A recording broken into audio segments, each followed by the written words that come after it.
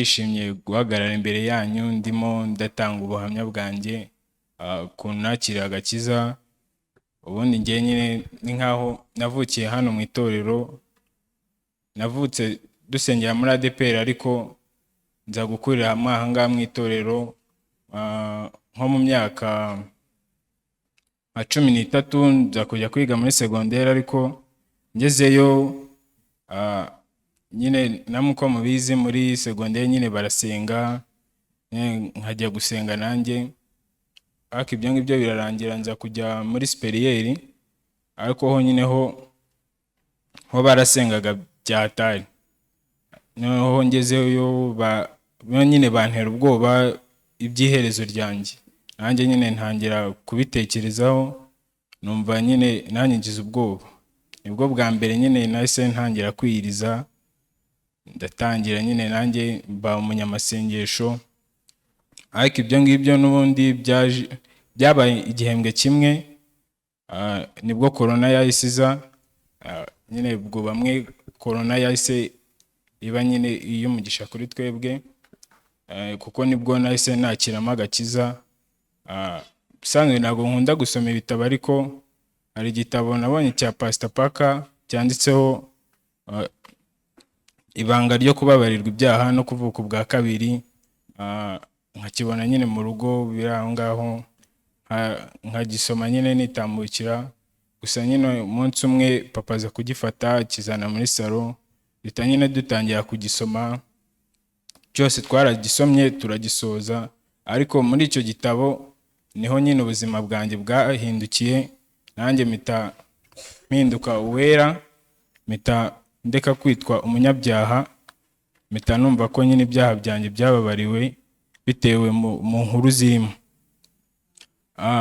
Ariko nyine ubwo nyuma yo kwakira ubutumwa bwiza, nkemera Yesu nk'umwami n'umukiza wanjye, nahise numva nyine nzabwiriza hafi isi yose. Ariko nyine tuza nyine gusubira ku ishuri nyuma ya corona, ariko nyine nkabibwiraho nyine abanyeshuri twiganaga ntibabyumve. Gusa nyine umunsi umwe nza gufata nyine umwanya, nanjye nsaba umwanya, ndavuga ati nshaka kujya kubwiriza.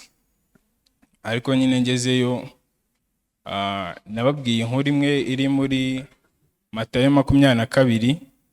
Gusa nyine nyuma y'amateraniro baza kumbwira ngo wasomye inkuru nziza pe, ariko ukuntu wayisobanuye ntago aho wabyigiye ntago tuhazi. Gusa nyine ako nyine ntago byanciye intege, nakomeje kujya mbabwiriza gake gake. Ako nyine umunsi umwe nyine haza nk'abanyeshuri barangije kwiga bakajya mu makaminuza, nyine bo bagezeyo bagarutse kubasura ku ishuri, barababwira ngo ntibazigeye nyine bumva nyine ubutumwa bw'ubuntu. Nanjye nyine mpita numva ncitse intege, ariko nyine ubutumwa bwiza nyine nta limite bugira.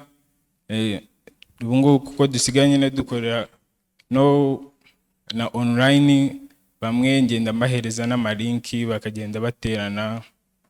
Aba muri Kigali nabo bamwe na bamwe nkabatumira, birimwe bakaza ubundi bagasiba. Ariko nyine numvaga nyine nanjye nzabwiriza kabisa, abantu benshi bagahinduka.